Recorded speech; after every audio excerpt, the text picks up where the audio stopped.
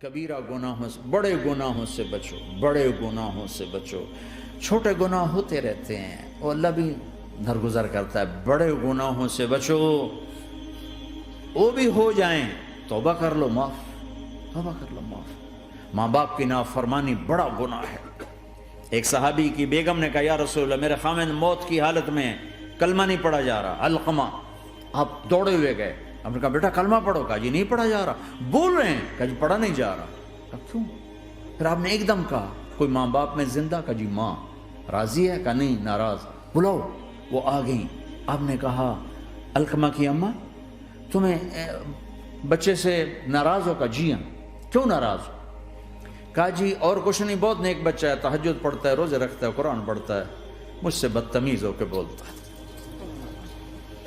وہ مجھے ابھی راستے میں بتا رہا تھا ایک ساتھی کہ جی یہاں کے جو بچے ہیں وہ ماں باپ کے ساتھ بہت بدتمیز ہو کے بولتے ہیں۔ پہلا قصور ماں باپ کا، انہوں نے کب ٹائم دیا تھا؟ انہوں کو ٹائم دیا تھا بچوں پر محنت کے لیے؟ کہا یا رسول اللہ اور کچھ نہیں ہے، بدتمیز ہو کے بولتا ہے۔ تو آپ نے کہا معاف کر دے، کہا میرا دل ٹوٹا ہوا ہے۔ آپ نے کہا اچھا اگر میں اسے آگ لگاؤں پھر سفارش کرو گی، معاف کرو گی؟ کہا پھر تو کروں گی، اتنا تو میں نہیں سہ سکتی۔ کہ اگر تو نے معاف نہ کیا تو سیدھا اللہ کی آگ میں جائے گا۔ ہے کون؟ صحابی۔ آپ نے کہا اچھا یا رسول اللہ میں معاف کرتی ہوں، میں معاف کرتی ہوں۔ تو آپ نے کہا بیٹا کہو لا الہ الا اللہ، تو اس کے کہا لا الہ الا اللہ اور جان نکل گئی۔ پھر آپ نے اس کا جنازہ پڑھا اور اس کے دفن میں شریک ہوئے، قبر تک گئے۔ پھر آپ نے دفن کے بعد اعلان کیا جس نے ماں باپ کو دکھ دیا اس پہ اللہ کی لعنت، فرشتوں کی لعنت، زمین آسمان کی لعنت۔ نہ نماز قبول ہے، نہ روزہ قبول ہے، نہ صدقہ قبول ہے۔ کبیرہ شراب سے بچو، نشوں سے بچو، جھوٹ سے بچو، جھوٹ سے بچو، جھوٹ سے بچو، جھوٹ سے بچو۔ میرے نبی نے فرمایا میرا امتی ہر گناہ کر سکتا ہے، ایک جھوٹ نہیں بول سکتا، ایک دھوکہ نہیں دے سکتا۔ دھوکہ نہ دو، خاص طور پر یہاں کے لوگوں کو دھوکہ دینا تو بہت بڑی گراوٹ ہے۔ یہاں کی حکومت نے تمہارے ساتھ کیا کچھ نہیں کیا، تم انہی کو دھوکہ دو۔ ٹیکس بچانے کے لیے جھوٹ بولو، کتنے پیسے بچا لو گے؟ جھوٹ بول کے تم نے سارا ملک بچا لیا تو اللہ کی قسم گھاٹے کا سودا۔ پیسہ نہ بچاؤ، سچ کو بچاؤ۔ سچ پراپرٹی ہے، پیسہ پراپرٹی نہیں ہے، سچ پراپرٹی ہے۔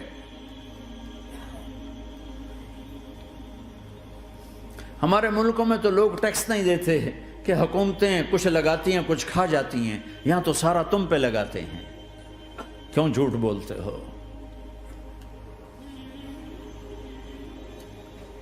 کیوں دھوکہ دیتے ہو؟ احسان دانش کی کتاب زندگی میں ایک واقعہ میں نے پڑھا کہ جب انگریز کی حکومت تھی ہندوستان پہ تو ایک دلی میں ایک گرو تھا جو جیب کترا تھا، اس کے آگے چیلے تھے جو جیب کاٹ کے کمائی دیتے تھے۔ تو ایک دن ایک اس کا چیلا یعنی ایک لڑکا 2 روپے لے کر آیا، تو اس کے ٹیچر نے اس کو ڈانٹا کہ اتنے تھوڑے پیسے آج لائے ہو، صرف 2 روپے۔ تو اس نے کہا استاد جی آج بڑا موٹا مال پکڑا تھا، آج ایک انگریز کی جیب کاٹی تھی، بڑے پیسے تھے۔ لیکن جب میں 4 قدم چلا تو مجھے خیال آیا کہ اگر قیامت کے دن عیسیٰ علیہ السلام نے میرے نبی کو طعنہ دے دیا، گلہ دے دیا کہ آپ کے امتی نے میرے امتی کی جیب کاٹی تھی، تو پھر میں اپنے نبی کو کیا جواب دوں گا؟ اور میرا نبی میری وجہ سے شرمندہ ہو کہ بس اس شرم میں جا کر میں نے اس کو واپس دے دیے اور یہ اپنے کے 2 روپے کھسکا کے لایا ہوں۔ تو وہ گرو نے اس کو 10 روپے انعام دیا کہ بیٹا یہ تیرا آج کا انعام ہے کہ تو نے خوب کیا۔ تو تمہارا ان لوگوں سے واسطہ ہے، عیسیٰ علیہ السلام طعنہ دے بیٹھے تو کدھر جاؤ؟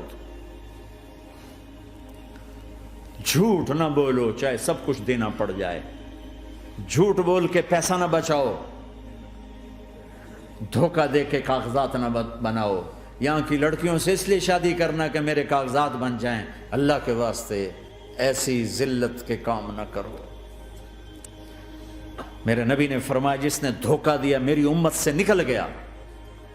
نماز چھوڑنے پر کہا اس نے کفر کیا، جس نے نماز چھوڑی کفر کیا، اور جس نے دھوکہ دیا میری امت سے نکل گیا۔ من غش فلیس منا۔ جھوٹ نہ بولو، دھوکہ نہ دو، سب کچھ چلا جائے جانے دو، سچ کا ساتھ نہ، سچ کا ساتھ دو۔ ابن خراش رحمۃ اللہ علیہ کے بارے میں مشہور تھا، زندگی بھر کبھی جھوٹ نہیں بولا۔ حجاج کا زمانہ، ان کے 2 بیٹے حجاج کے خلاف جنگ میں شریک ہو گئے، پھر ان کو شکست ہوگی، وہ بھاگ گئے، پھر چھپتے چھپاتے گھر پہنچ گئے، سی آئی ڈی نے بتایا کہ وہ گھر آ گئے، تو حجاج نے کہا آج ابن خراش کا امتحان لوں گا۔ ان کو بلا لیا، کہنے لگا ابن خراش، وہ تیرے 2 بیٹے ہمارے خلاف جنگ میں شریک ہوئے تھے، وہ پہ بھاگ گئے تھے، ان کی کوئی خبر ہے کہاں ہے؟ تو انہوں نے مسکرا کر فرمایا کہ حجاج، زندگی موت تو اللہ کے ہاتھ میں، گھر آ چکے ہیں، گھر میں ہیں، ابھی وہیں چھوڑ کے آیا ہوں۔ تو حجاج نے کہا تیرے سچ پر تیرے بیٹے تجھے ہدیہ کرتا ہوں، اگر تو جھوٹ بولتا تیرا سر بھی اڑا دیتا، تیرے بچوں کا سر بھی اڑا دیتا، تیرے سچ پہ تجھے تیرے بیٹے تحفہ دیتا۔ مسلمان جھوٹ نہیں بولتا، چند پاؤنڈ کی خاطر تم کاغذات میں ہیرا پھیری کرو، ڈرو اس دن سے جس دن اللہ کے سامنے کھڑا ہونا ہے۔ یہاں کے پیپر بنانے کے لیے یہاں کی لڑکیوں کو دھوکہ دو، ڈرو اس دن سے جس دن اللہ کے سامنے کھڑے ہونا ہوگا۔ عیسیٰ علیہ السلام کا تانا اگر گلا آ گیا نبی کو تو کدھر جاؤ گے؟ سچ کے ساتھی بنو، سچ کے ساتھی بنو، سچ کے ساتھی بنو۔ ٹیکس دینا پڑے دو، دینو، تم پہ خرچ ہوتا ہے۔ ایک طرف 4 پیسے ہیں، ایک طرف سچ ہے، کہ مسلمان سچ بولتا ہے، جھوٹ نہیں بولتا۔ ایک دفعہ سہارنپور میں جھگڑا ہو گیا، ایک جگہ تھی ہندوؤں کی، مسلمانوں نے قبضہ کیا ہوا تھا، تو ہندوؤں نے کیس کر دیا، انگریز کا زمانہ تھا، عدالت میں۔ وہ مسجد بنانا چاہتے تھے، ہندو مندر بنانا چاہتے تھے، تو دونوں طرف بات تپی ہوئی۔ تو آخر وہ جج نے کہا بھائی کوئی ایسا آدمی ہے، ہندوؤں سے کہا، جو گواہی دے دے تو اس کی گواہی تم قبول کر لو گے؟ اور مسلمانوں سے بھی پوچھا، تو ہندوؤں نے کہا جی ہاں، مفتی مظفر حسین صاحب اگر گواہی دے دیں کہ زمین مسلمانوں کی ہے تو ہم دے دیں گے۔ تو مسلمان بڑے خوش ہو گئے، مفتی مظفر تو آخر مسلمان ہے تو ہمارے حق میں گواہی دے گا، تھا ان کا قبضہ ناجائز۔ تو جب وہ عدالت میں تشریف لائے، مسلمان بڑے اطمینان کا، ہن جناب ساڈے حق وچ فیصلہ ہونا ہے، چونکہ آج کل صرف سچ کو کون دیکھتا ہے۔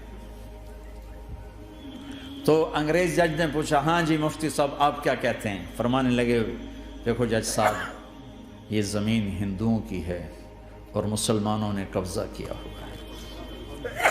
تو مسلمانوں نے گالیاں نکالنی شروع، وہ یہودیوں والا بن گیا نا، گالیاں نکالنی شروع کر دی۔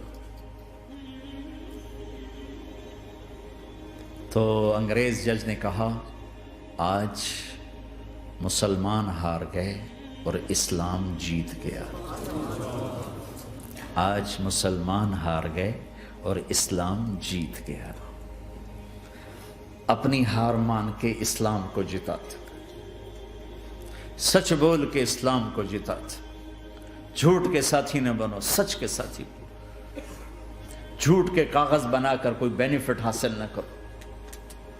میں نیوزی لینڈ گیا، میں حیران ہو گیا، 1 ہفتہ میں رہا، ڈپریشن کا شکار رہا کہ مجھے بتایا گیا کہ پورے نیوزی لینڈ میں ایک آدمی جھوٹ نہیں بولتا سوائے پاکستانیوں کے، بنگالیوں کے اور انڈین۔ جو بنگالی، جو پاکستانی، جو انڈین پہنچے یہ جھوٹ بولتے ہیں، ہیرا پھیری کرتے ہیں، ان میں ایک آدمی جھوٹ نہیں بولتا۔